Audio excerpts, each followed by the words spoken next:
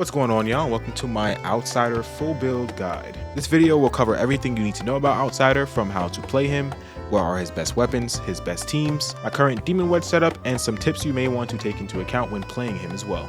Outsider is an incredible DPS in Duet Night Abyss in my opinion. I think he's up there with characters like Lyn and Psyche in terms of damage potential, but you do have to put in a bit more work with Outsider than you do with characters like Lyn and Psyche when it comes to getting that damage out. Taking a look at Outsider's skills, his first skill will be Stealthy Prowl, which allows him to enter stealth and generate 2 Fang Spikes whenever exiting stealth or using Stealthy Prowl again. The Fang Spikes will attack nearby enemies, doing damage along their way as well. His second skill, or his ultimate, is going to be Predator's Pounce, which retracts all Fang Spikes and enters into the Relentless Hunt state. This is going to trade your HP for Ultra Shield, as well as giving him immunity to hit stun and gaining an attack speed and resolve boost. Outsider's passive is easily the part that holds his whole kit together in my opinion.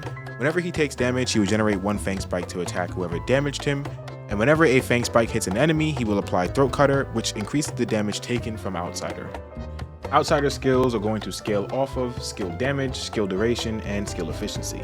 As for how to place Outsider, the simple way is to use skill 1 5 times, so you'll want to exit in and out of skill 1 5 times to generate 10 Fang Spikes, as you can have a maximum of 10 on the field. After you generate those Fang Spikes, you'll then go ahead and use his ultimate to enter into the Relentless Hunt state and go ahead and trade your HP for bonus shields. From there, you go ahead and mow down everything in your path. Some things you want to take into account when playing Outsider is, depending on the amount of Fang Spikes out on the field, when you attract them back with his ultimate, you will actually extend the duration of Relentless Hunt. Another thing to take into account is your Throat Cutter duration, if you don't build any skill duration, will actually be a lot shorter than the max duration of your Relentless Hunt. So if you want to take full advantage of your Throat Cutter, especially if you're fighting a packs of enemies, you'll want to be exiting the Relentless Hunt state around the time your Throat Cutter duration is over, so you can reapply Throat Cutter and then apply the damage taken debuff on the enemies as well. While skill efficiency and max sanity does help every character and does help Outsider as well, he is very skill efficient even without any skill efficiency built into your build. So as long as you're managing the Relentless Hunt state properly, you won't have any sanity issues and should be able to exit in and out of the state pretty regularly. Taking a look at my Outsider's Demon Wedge setup, here is his current Demon Wedges at the moment. I have Squall Midnight Sun for skill damage and some skill duration, Prime Resolve for the resolve and the overall stat bonus that it gives, Volition for attack and skill damage. Currently I have Skill Blaze here just for extra attack. I have 2 extra skill volitions here, or Blaze Volitions here for the attack and skill damage as well, and then Whispering Zephyr for the skill damage as well as the bonus that it gives to skill damage whenever you do use a combat skill. This only applies to his skill 1, it does not apply to his ultimate, so if you do use the ultimate without using skill 1, you won't get the full skill damage buff here, but when you're in ultimate form, you're focusing on your melee damage more than your skill damage. So this works very well when you're trying to get into your ultimate form, because while you're getting your 10 Fang Spikes on the field, they'll be getting buffed by the Whispering Zephyr, giving it 84% extra skill damage, so those Fang Spikes will be doing more damage as they hit the enemy.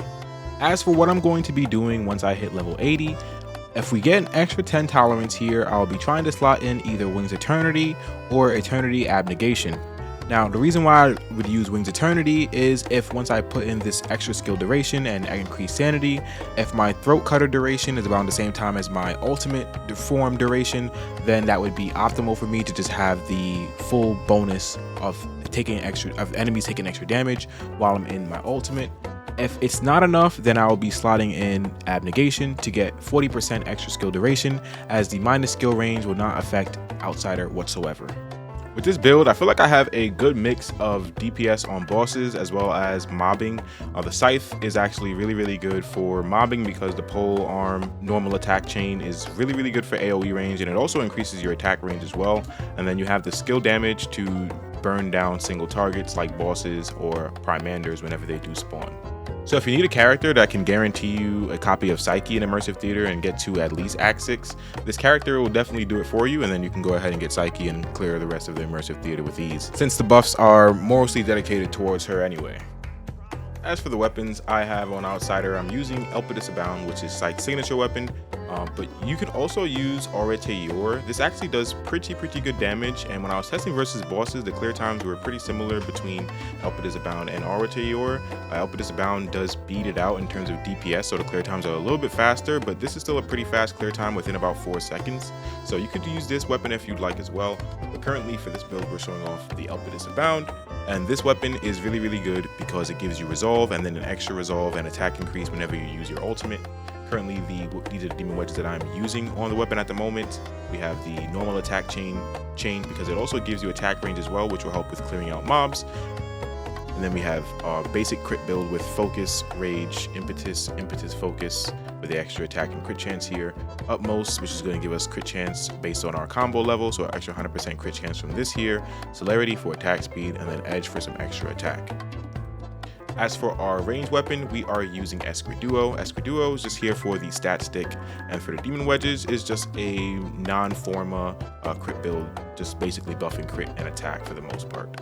With Hunt here, that's going to give us some extra multi-shot. Taking a look at our Geniemon, the one that I'm using on him currently is Electroph. Electroph just basically gives sanity and extra skill damage. It's from the battle pass. If you do not have Electroph, another Geniemon that I recommend that you can use on him is Miraculous Catus. You can mostly use these Geniemons if you're going for bossing. When you're farming, you're always going to want to use Boxy anyway. So Miraculous Catus is really good for him when you're trying to boss and do Immersive Theater, because you will be getting Ultra Shield as well as restoring your sanity.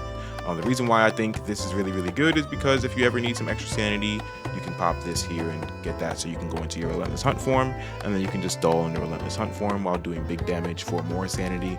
You could also use Miraculous Pyro Tail because this will give you skill duration. Just make sure that you do pop this before you start doing your big burst, so pop this and then go ahead and start using your Stealthy Prowl and then use your Relentless Hunt, so you can get the full duration buff for your Throat Cutter as well as Relentless Hunt. As for the teammates I'm using on Outsider, it's going to be MC and Truffle and Filbert. MC, when you're using him as a helper, I think having max skill duration on him is really good with some skill efficiency. And then Truffle and Filbert, if you're using as a helper, I think having max skill efficiency is really good, and max sanity. That is it for my Outsider build. The rest of the video will just be a boss showcase. I will be updating this build regularly as soon as I hit level 60 or 65, I believe, try level 65, and I'll be able to take him to 80. I'll be updating this build, so there will be another video for him as well. Next is going to be Sybil. If this video helped you out, definitely let me know in the comments or by leaving a like on the video. As always, thank y'all for watching, and I will catch you on the next one. Be easy, be safe, and peace.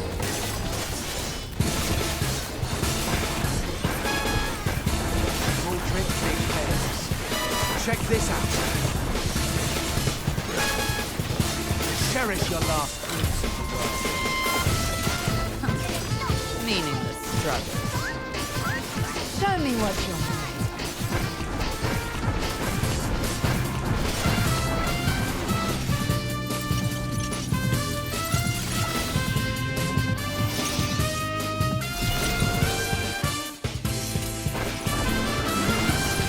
Small tricks, big pains.